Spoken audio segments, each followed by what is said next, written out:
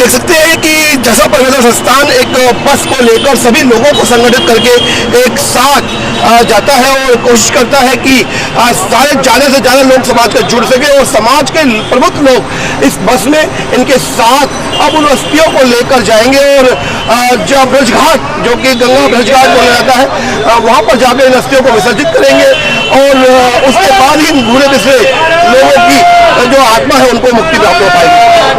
एक बार बात कर लेता हूँ दशा पर्यटन संस्थान के जो अध्यक्ष है विजय सक्सेना, उनसे बात करते हैं किस तरीके से देख रहे हैं, क्योंकि लगातार जो बात अभी आई वो ये निकल के आई कि ये तो कहीं ना कहीं किसी न किसी गरीब व्यक्ति के साथ होता ही होगा कि अकाल मृत्यु किसी परिवार में हुई, उस परिवार के पास अपना गुजर बसर के लिए खर्चा नहीं है और उसके अकाल मृत्यु में 5-6 हज़ार रुपये उसके लगने ही हैं। वो 5-6 हज़ार रुपये के लिए तो खर्चा करेगा या किसी के आगे हाथ मिलाएगा, लोग नहीं है कंधा देने के लिए, तो आखिर करे क्या। आप अपनी संस्था के बारे में बताने के साथ साथ ये बताइए क्या सरकार को आगे नहीं आना चाहिए, क्योंकि आपका भी दायित्व एक लिमिटेड एक क्षेत्र तक है, पूरे देश में ये हालत होंगे और कहीं ना कहीं रोज लगातार होंगे, तो सरकार को किस तरह से कहना चाहेंगे? सरकार को ये कहना चाहता है, सरकार को इस बारे में सोचना चाहिए कि एक व्यक्ति जब कोई गुजर जाता है 10,000 रुपये का खर्चा आता है उसके अंतिम संस्कार करवाने का जी, और बहुत सोचने का ये विषय है।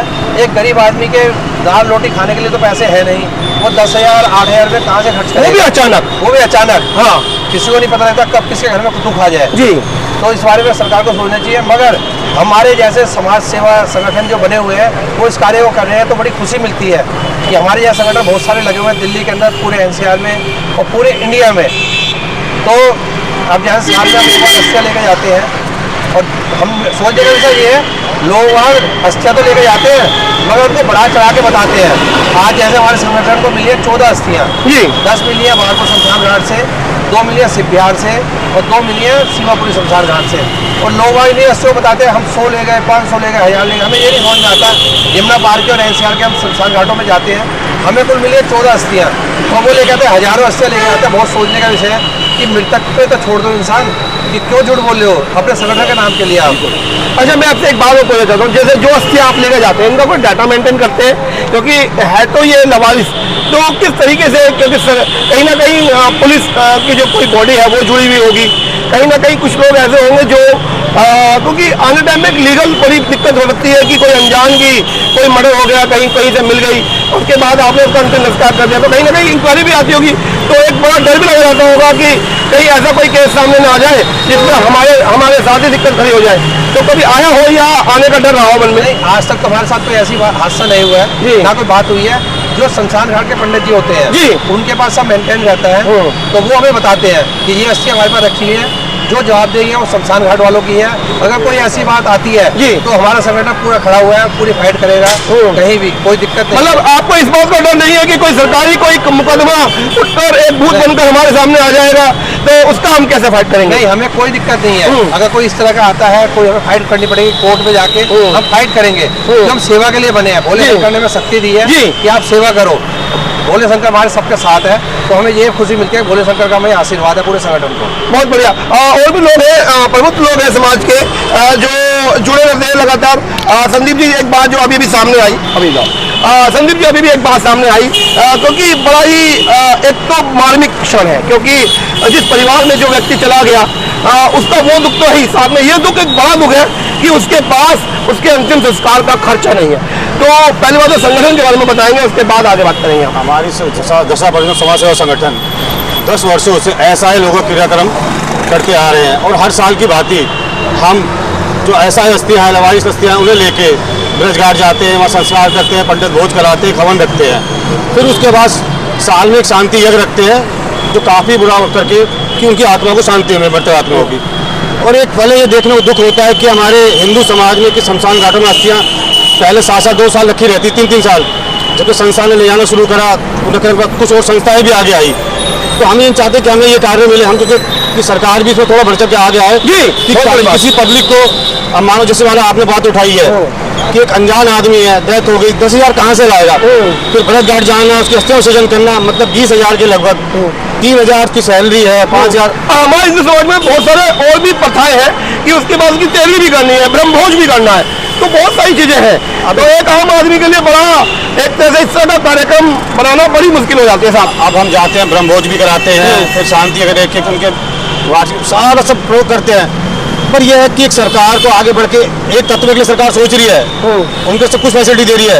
एक हमारा हिंदू समाज है जिसे अनदेखा करा गया है, उसके साथ कोई भी सरकार सोचने को खड़े होने को तैयार नहीं, बस क्योंकि हिंदू समाज एक संगठन हो नहीं पाता, ये है। नमस्कार, जय हिंद, जय भारत। आप देख रहे हैं लिटिल.com और मैं पहुंचा हूं शमशान घाट, जो कि करदमपुरी कबीर नगर में स्थित है। और यहां पर लगातार पिछले काफ़ी वर्षों से दशा परिवर्तन एक सामाजिक संगठन है, जो कि भूले बिसरे लोगों की अस्थियां लेकर जाता है। खाली अस्थियां ही लेकर इनको विसर्जित नहीं करता, साथ ही साथ वक्त रहते बीच में यदि कोई गरीब व्यक्ति अपने आप को असमर्थ दिखाता है किसी का अंतिम संस्कार करने के लिए, तो उसकी भी कोई मदद करता है। मेरे साथ है उनके सदस्य प्रशांत कुमार निमर जी, बात कर लेते हैं किस तरीके से देख रहे हैं समाज को, क्योंकि काफी लंबे समय से आप भी उनके साथ जुड़े हुए हैं। अजय, मैं करीब इस संस्था से 9 साल से जुड़ा हुआ हूँ और मैं ये देखता हूँ कि हमारे यहाँ अभी समाज की इतनी बुरी स्थिति नहीं आई कि सब लोग अस्थियाँ छोड़ के चले जाए। बहुत गिनी चुनी अस्थियाँ होती हैं जो हमें मिलती हैं दिल्ली के विभिन्न शमशान घाट से। इस बार भी सिर्फ 14 अस्थियाँ मिली हैं, जिन्हें हम प्रॉपर विधि विधान से ब्रज घाट ले जाके और पंडितों का भोजन वगैरह करा के और इनकी मुक्ति के लिए जो भी सारा प्रावधान है उसको हम करते हैं। तो मैं ये देखता हूँ कि समाज में कहीं ना कहीं अभी भी जो बाहर से लोग आते हैं उनकी कई बार इतनी स्थिति खराब होती है कि वो अपने जो उनका अपना गुजर गया है उसकी अंतिम संस्कार के लिए भी पैसे नहीं होते। तो ये स्थिति जो है बड़ी दुखदाई है कि हम अंतिम संस्कार के लिए भी पैसे नहीं कर पा रहा कोई। इसके लिए सरकार को जरूर सोचना चाहिए, यदि किसी के पास पैसा नहीं है तो उसका अंतिम संस्कार चाहे मुफ्त। अच्छा, अधिकतर देखा गया, जैसे आपने अपने सरकार की बात करी है, तो क्या लगता है कि सरकार का कोई ऐसा नियम या ऐसा कोई हमारे पास आना चाहिए संविधान की, कोई व्यक्ति यदि असमर्थता दिखाता है तो उसका अंतिम संस्कार कम से कम सरकारी खर्चे से हो जाए?